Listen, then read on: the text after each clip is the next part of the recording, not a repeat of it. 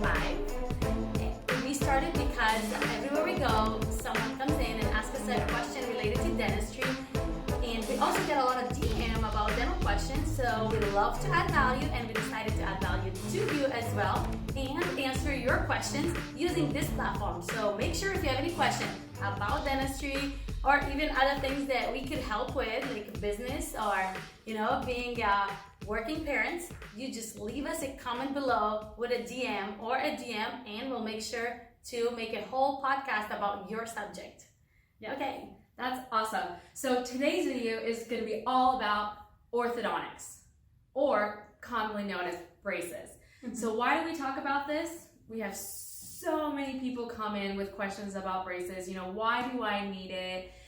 When should I get it? I know. So today, especially the kids in middle school, they come in and their friends start getting braces, and they're like, "Can I get braces? Do I need braces?"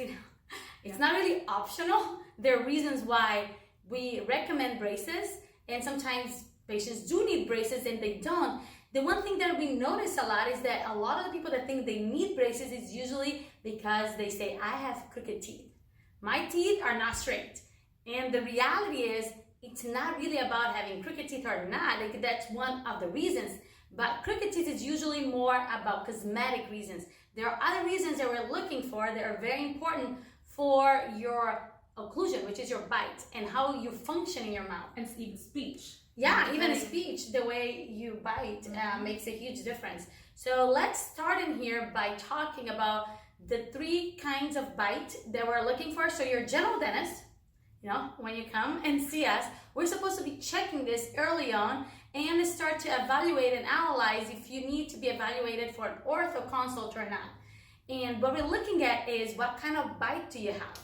And there are 3, the main ones, 3 bites. So we call class 1, class 2, class 3.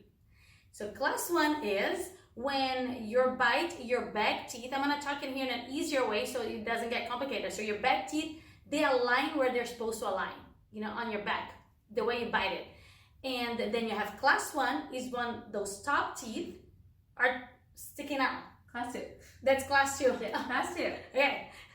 Class 1 is the regular bite. Class 2 is when they're sticking out, just in case I missed it. And then class 3 is the opposite, is when the lower teeth are coming like this way, towards the front.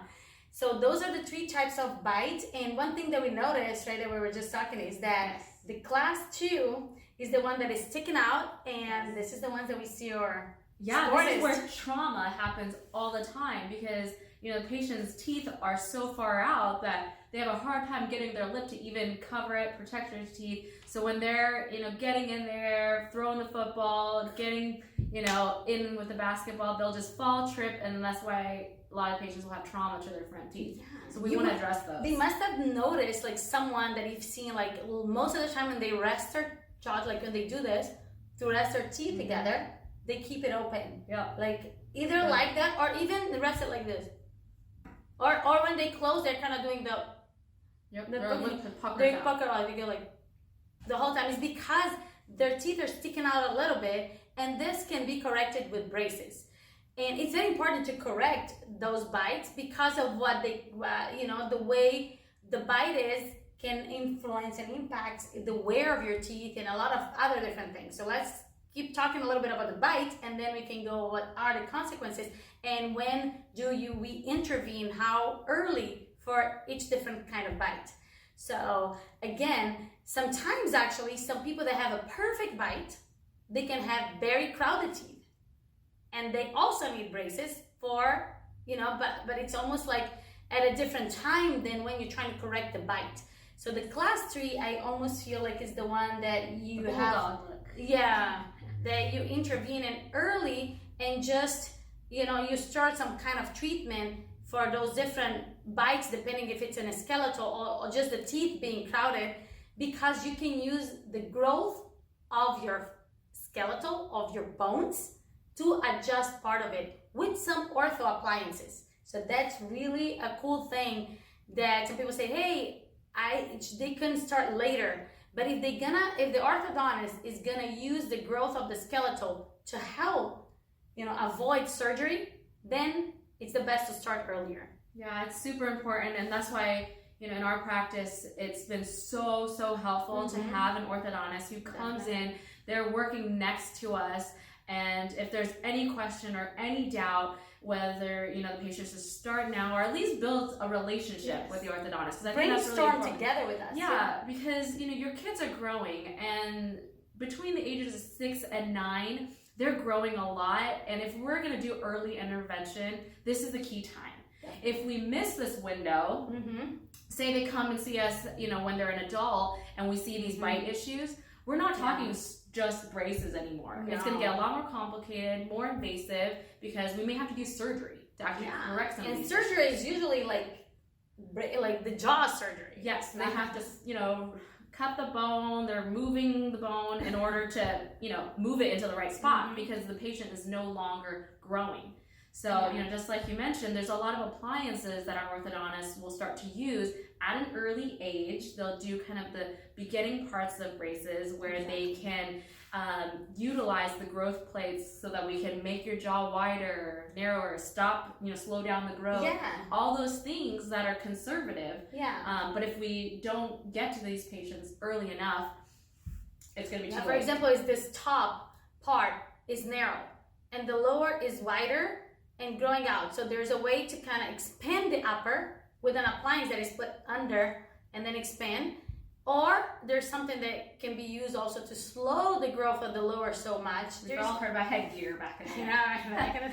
Headgears, yes. Yeah, so. But definitely this is like, we are the ones that start to look at that, but the person that really treats our patients. And that's how we believe. We really believe that each doctor, you know, they're specialized in their own thing and they can do way better, because if that's how they specialize, that's what they're good at. So we do our first, you know, we do our first diagnostic, but we definitely work with our orthodontist, and he comes in and he definitely, you know, it's a great way to serve the patient because we're working together in the same place, side by side at the same place. And it's a great way for the doctors to learn. We learn so much from our orthodontist, from our endodontist, from our otosurgeon, periodontist. Like it's awesome, and the patient really benefits from that.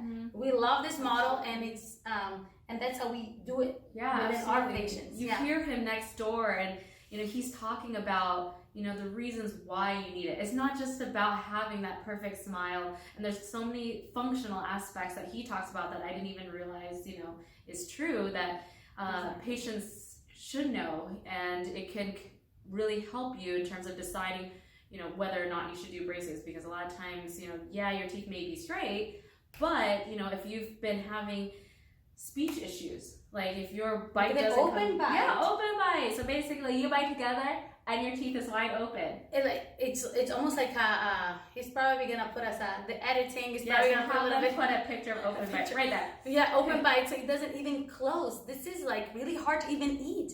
Can you bite a sandwich if your teeth don't close together? Yes, your front teeth is all about shearing and kind of cutting food. So if they don't come together, you're not cutting anything. No, then you have to eat like on the back. That's not very functional. Yes. Exactly. I mean, it may look okay, kind of, because in most of people's mind, if my teeth are straight, I don't need ortho, braces. If my teeth are not straight, I need braces.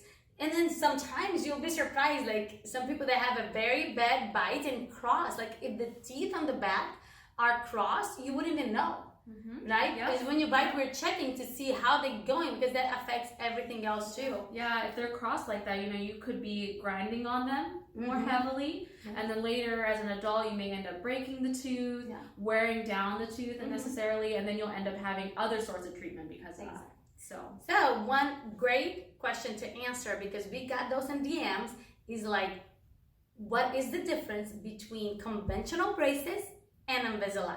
And we're gonna, you know, if we have more questions on that, we can definitely talk more. But right now, we're gonna just summarize a little bit for you guys. What is the difference? Again, there are various treatment in ortho, and sometimes Invisalign is not an option. It depends on the time. And right now I'm just talking, let's suppose conventional braces and Invisalign, they're both an option. Then what is the difference between them? The difference is, go ahead and tell them. Let's tell them just for those audience members who don't know what Invisalign is, Exactly. in the most simplest form, it's basically clear braces, or what people, see a lot of commercials on. It's basically... See, you don't even notice there's a little piece of Invisalign in here. Yes. Ella, here we go. See? These are the braces. This is what's going to move the teeth. And Invisalign usually have, there's a little buttons that we call. Yes. They're little knobs that you put on the teeth. That you put on the teeth. They're clear, so you can't see They're clear, you can't see. It's the tooth color. And then you put this, and this is what's going to help move the teeth. Okay, and every 2 weeks you change one of those. You're gonna be like, how is this gonna move my teeth? Because every 2 weeks there's a design that comes in appropriately for your teeth, and it's gonna start to move your teeth. Every 2 weeks you change one of those. Mm-hmm. Versus the other one, you're gonna have the brackets, and then you're gonna have the wires, and they're gonna be adjusted at the orthodontist. Yes. So that's a good topic to talk about, because as you can see with Invisalign, you can take them out. There's great benefits to that, right? Now, if you're eating, when you go to brush or floss, it's going to be great because you can take off your liners, you can floss and brush like normal. Yep. However, the one issue that we run into a lot with Invisalign is compliance. Patients will call us, oh, I lost it, my dog ate it, oh, I just went to work and I haven't worn it for like 2 weeks, and now I'm going back and trying to put it in, it won't fit.